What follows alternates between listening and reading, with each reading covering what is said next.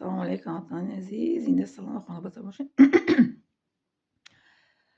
جیانم تولد 2000 چنده های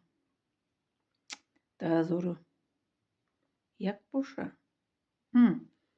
2003 به فکر خاطر نکنم. یک جیانم بعد با همراهی پدرش خانه ما اومدن. نمیگم وای کیه جیان، یک جیانی جیان هم جیانی نه دوره نه نزدیک. با همراه پدرش به مادری من خبرگیری اومدن، مادری رحمتی من. بعد جیانم تربز آورم پیش جیانم قد پدرش ماندم تربزه. جیانش خیلی بگم نبیره خولا بچه خولا نبیره خولا هم خیلی میشه بچه خولا جیانی سو میشه کنم خسته وقتی بچه جانی خیلی نکه تربزه در زمین غلط پشت کتش شکید بچه جانی خیلی نکه ات گفت پدرش گفت که چی بچه مرا جان کسی تو تولد که اونجا فرزند نداشتم تولد که بچه خیلی تربیت که فهمیدی بچه من گم نزن خب مایلش بعد گفتم اختم که نباشیم گفتم نه بیان گفتم خبرگیری کن استین میسال همین کودکاتو مادرشون قد نه بیان اومدین نیارین گفتم کودکاتو نمیخواد قرم که داخل کودکی برای کردور نشه میگه فرزند عزیز داده باشه عزیز انا فرزند کلانج دیگه میگه که پدر زینه میگه پدری من نیست من پدر ندارم میگه این یکتا دیمش مادرم گفت چیکار پیدا اینجا مادرم چشمش نبینش دیگه بود صبح شد نگذاشتنش مادرم گفت چیکار پیدا اینجا گفت فیروزه خان تو کسی جنگ کردی گفتم وای نمی خشوت اومده جیانت بچهش بیادبی کیسم گفت مادرم تیاق گیری هر دو شایده بیادی که گفت برنگو نبینم تو نده اینجا رفت تحفه خرید برای مادرم یک دسته گل گرفت آمد ای مادرم بخش پرسید من بخش پرسید گفت هیچ گفت من این کارا نمیکنم تو گفت چی حق داری که تو بچه تی قلق کده پیش عزیزه گفت دختری مرا هیچ کس دست برشگی نیست گفت حق نداری که دختری مرا آورد بلوک نیو بو زدنش هم خیلی پچکه عینه که مایده وقت گرفت هم خیلی با طرف من پرتافت چه خیلی گفت دختری خولایی که با سری بوده که ماچ میکنی دختری خولا هم فرزان عزیزه ادب شو عزیزه تربیز غلطون پشت قالین کشکی دوگی بچه جون کار نکه پیپتا گوشکه کوردور نشه ارکا نوز میگه که اوتام نیست اوتر زنده اوتش میگه که نیست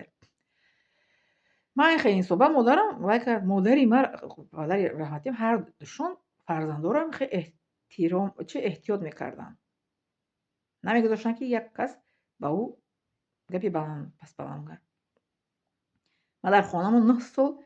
بیوه گشتگیم من شوهر یکم جدا شدگی 9 سال در خانه پدر مادرم گشتگیم یگان با ما رفتگی نیستن که تا شوهر اومدی در خانه بیوشتی ای جیانی من خواهرش ای شور اومده شوهر یک کده مردنی زدی شکی تو چو شوهر کردی تا ایشون باید نیم اومدی تو باید شوهر نمیکردی دیدین بالای اصل بیستگه شوهر نمیکردی شوهر نمیکرد چیکار میکرد دختر یو شوهر میکنه یوش شوهر میکنه او در زمان پیغمبر هم کمبیره پیر میمانن که ما میخوایم شوهر کنیم فقط که در نکاح آدم باشیم پیغمبر هم زنهایی داشت که ای خودش من خدیجه رضی الله عنها ای پیغمبر ما 15 سال کلام بود زنی اولش و چقدر زنهایی ریختگی پیغمبر که ای خودش پیغمبر هم 20 سال 25 سال 30 سال پیرم بودن به خاطر که در نکاح باشیم گفته شوهر میکردن که ما را کسی بچه‌ش به نگاه نکنه آخه آدم به شوهر داشته باشه باید کس پس شوهر داری خب گپی زیادی نمیزنشم خسته با آن شرطی که او زن با خراکتری خیلی سخت داشته باشه نه رنگی مگه یکو مردک به طرف تو خورده نتونه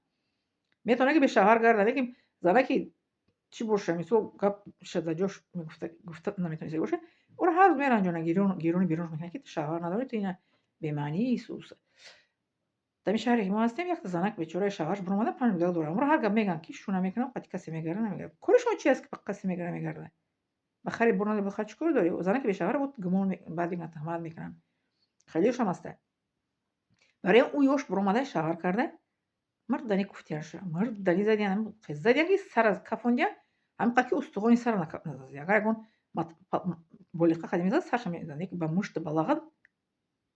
لغتو کردی انا مرا بود سر چیشون کاش دیس نکی سر چیز مردکشون محترمیونیم خیلی میکنیم خولایی که و جانوره همچون فرزه ما دوست داشتگیم کودکیشون هم مهر کردگیم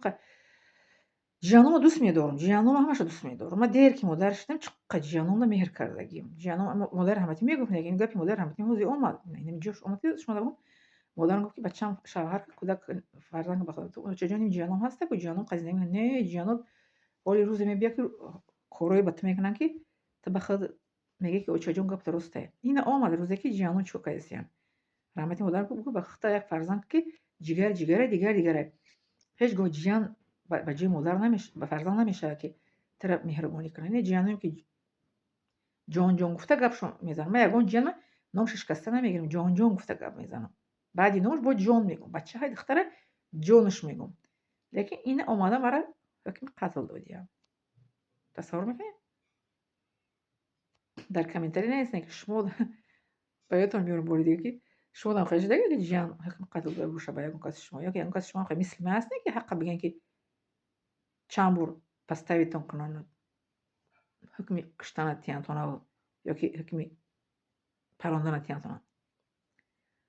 معلش دیگه قریب یه حساب جگومه که چند بار مرا کردگی هم خشته آورم هم